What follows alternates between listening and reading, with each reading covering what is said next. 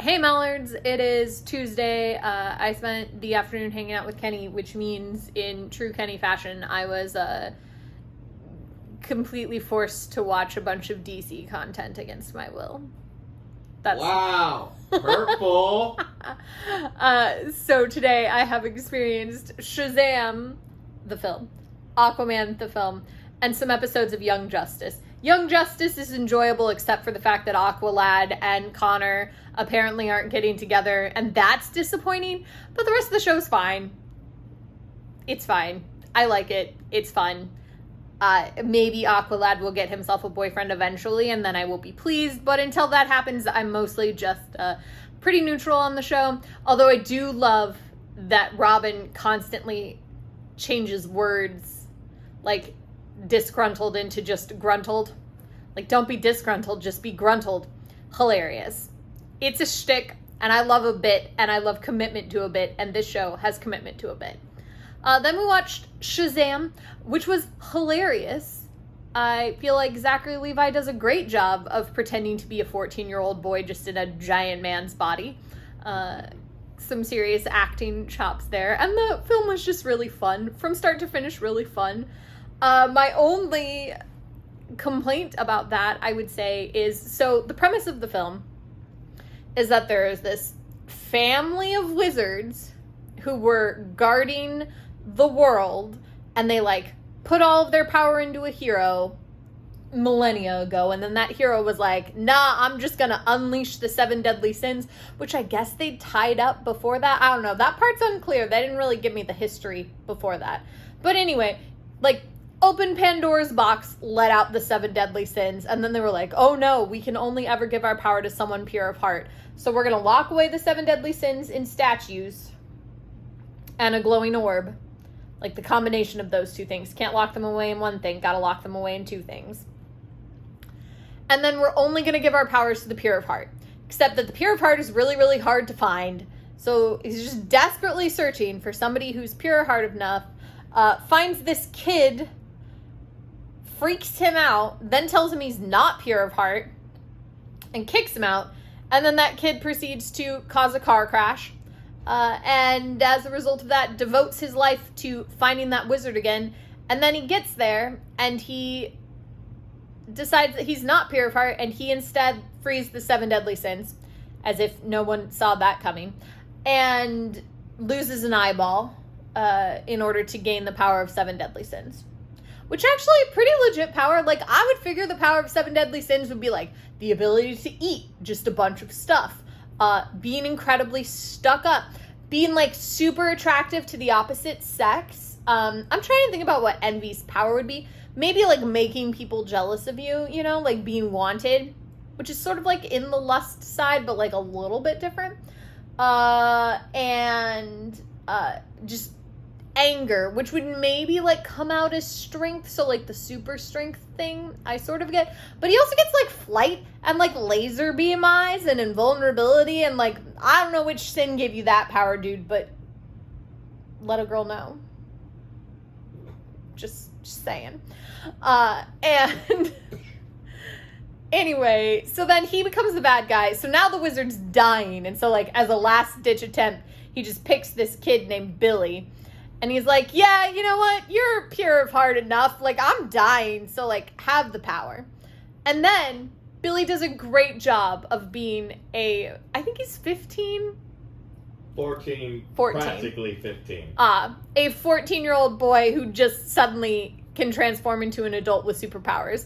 In that he does a bunch of goofy stuff and then just wastes his powers, like taking selfies and shooting lightning out of his fingers so that people will give him money.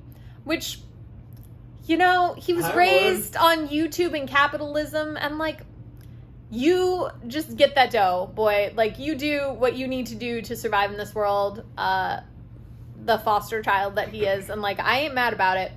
I thought it was a really nice portrayal. I always like when they do the Spider-Man origin story where the Spider-Man does that thing where he's like, hey, I got superpowers. I'm going to be a TV star or a pro wrestler or really cool. You know, I'm going to waste these powers getting myself money, because like, that's realistic. If I got superpowers, first off, I really hope it's teleportation so that I can just travel around and see my friends. And steal money. I probably wouldn't steal. Maybe I would. Yeah. I can't necessarily confirm or deny, but I definitely would want teleportation. Firstly, to see my friends. And would I be trying to save the world, even though I probably could? No, not at all. I would be visiting people that I miss. So I liked that. Thought it was realistic. Really fun. And then he's got his whole, like, foster family that he doesn't really consider his family because he's always been looking for his mom that he lost. And eventually finds out that they're really his family because obviously that's the point of the whole thing, is a found family. And he turns them all into powerful wizards too. Lucky them. But the part that, yeah, this is full of spoilers. The part that annoys me is that they get into the main fight with the bad guy. All right? And so the wizard told Billy when he gave him the powers, he was like, long ago, we put our powers into a hero, and that hero let the 7 deadly sins out into your world. So we decided that we would never, ever give our powers up except to someone who's pure of heart again. That's it. That's all they said.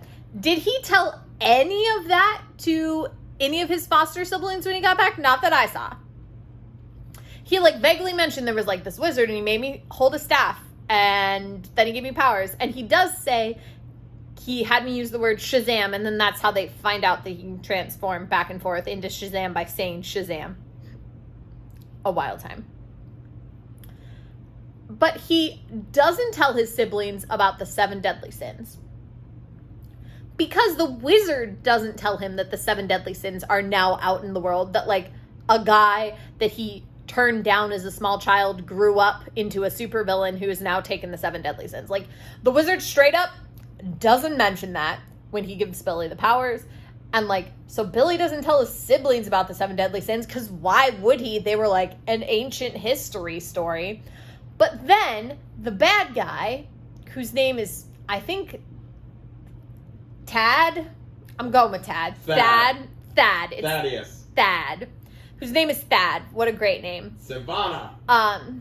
He rolls in, and they're all fighting him, and suddenly all the siblings are like, you gotta get the 7 deadly sins out of him, you know? The 7 deadly sins, give him his power. Get rid of the sins. And I'm like, how do any of you know about... No one. Literally no one this whole time. Like, he monologued about it once, but to his dad and his brother and a room full of corporate a-holes that he immediately murdered. So, like, he has not told any of you about the sins. How do any of you know this? That's my main complaint, I think, about Shazam. The whole rest of it's fine. It's fun. I enjoyed it. How did they know that they were the 7 deadly sins? Like, they should not have known that. I'm trying to think if there's anything else in Shazam that I was frustrated by. I don't think so. I was frustrated by Savannah being magic instead of science. Yeah. Kenny likes the comics, but I don't know a thing about the comics, so I can just enjoy this. I, like I said, commend Zachary Levi on his performance as a 14-year-old boy. Then I watched Aquaman. And dun, dun, dun. Aquaman, near as I can tell, is just a device, a vehicle in which to deliver shirtless Jason Momoa. A black man to rule. Yeah, but he wasn't... Okay, here's the thing. Kenny really likes Black Manta. He's a huge fan of the bad guy. Concerning. But Black Manta has very little screen time for, like, how much he was advertised in this. Like, I expected him to be there all the time, but no, it was mostly about Aquaman's brother. Orm. Ocean Master. Yeah. Great. Are you making faces at me? I can't really see from this angle. I'm making faces about the name Ocean Master. Oh. Anyway, his brother Orm. So... Like I said, it's mostly a vehicle to deliver you shirtless Jason Momoa. And I'm not necessarily complaining about that because Jason Momoa is a pretty man. But I could have stood for, like, a little more substance. I didn't need it. I didn't come here for substance. But I could have handled it. But the one... Well, there are a few things in Aquaman that make... literally zero sense. most of which revolve around the amount of times that Jason Momoa suddenly doesn't have a shirt. But one of the things that really doesn't make sense to me, personally, is why Nicole Kidman is cast as Jason Momoa's mother. Okay, so Jason Momoa is Aquaman, whose real name is Arthur, which I guess is what Aquaman's name is in the comics. But then, like, he's the one true king of Atlantis, and his name's Arthur. Like, you really reached there, whoever created... I don't know who created Aquaman originally. What? Hater. Hater? Why you gotta be hating on his name? I'm not hating on his... I'm just saying that it wasn't totally hating on his name. I'm just saying it wasn't like a big stretch. And I'm not... That is not like a slight against DC. Marvel also bad at names. Me personally also terrible at names. I steal names for everything. But I pointed out on myself too if I was making a really lazy choice with names. And naming your one true king, Arthur, it's a little lazy. Anyway... so Arthur is born, like, Jason Momoa's mom is Nicole Kidman, who, like, married an Earth, she's the queen of Atlantis, and she married an Earth man, a land lubber, I guess, I don't know, guy who manages a lighthouse, a surface person, I think that's what they call them, surface people, and so, like, he's a half-breed, and then she went back to Atlantis, and, like, married the king of Atlantis that she'd been promised to, and then gave birth to another kid played by, who's the actor? Patrick Wilson. Played by Patrick Wilson. All right, so Jason Momoa is her older kid, and Patrick Wilson is her younger kid.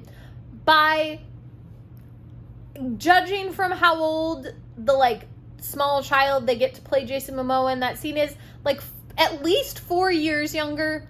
Maybe more, but at least 4 years, right? So there's 4 years in between them. However, why is your acting choice or your casting choice Nicole Kidman, Patrick Wilson, and Jason Momoa? Why is Nicole Kidman, like, relegated to, like, being somebody's mom, and also being mom to... She is, we decided, 54. Jason Momoa is 42. And Patrick Wilson is 48. And his dad is, 1, Boba Fett, and 2, 60. Yeah, and the guy who plays his dad is 60. Now, 60 and 54 is only 6 years difference. So, like, the two of them being romantic partners, I don't have a problem with. But I don't understand why Nicole Kidman is relegated to, like, the mom when she is not that much older than the distance between her and the guy who plays her husband, and also the guy who plays her youngest son is the same distance in years. Like, how come she ends up playing a mother? That's ridiculous. Like, she could easily be any of the other, like, she could easily be a love interest for the actor who plays her son. Like, I just don't understand how that's decided. Atlanteans are supposed to be long-lived. Yeah, and I get that they're long-lived and that they always look young. I'm not arguing, like, her looks or whatever. I'm talking about actually casting performers. There are actresses older than Nicole Kidman who they could cast to play the mother of Jason Momoa. Like, I don't know, somebody who's actually the age of Jason Momoa's mom. There's a start. And, like, actresses instead get phased out. So Nicole Kidman is playing the mother to actors who are the same age as people who would also play her husband. But there are a lot of older actors out there. I just think it's ridiculous. Like, I just feel like Hollywood wastes a lot of talent by deciding that these women who are not that old should be playing older characters when they have a wide breadth of very talented female performers or female presenting performers who could play all the mothers in this film. That's my main thing. I'm trying to think if there's anything else. I also came to the conclusion while watching this film, having known really nothing about Aquaman legend to start with, that Atlantis is clearly just Wakanda, except that it was run by white people, so they screwed it all up. That's what I learned. Because it was the same sort of thing. Like, they did this whole, like, here's what Atlantis looked like, and it's just like Wakanda. Like, fancy technology, a great time, but then they were too power hungry and they destroyed themselves. So that is what I've done with my evening. Hopefully you enjoyed this video. No idea how long it is, but I'll see you tomorrow.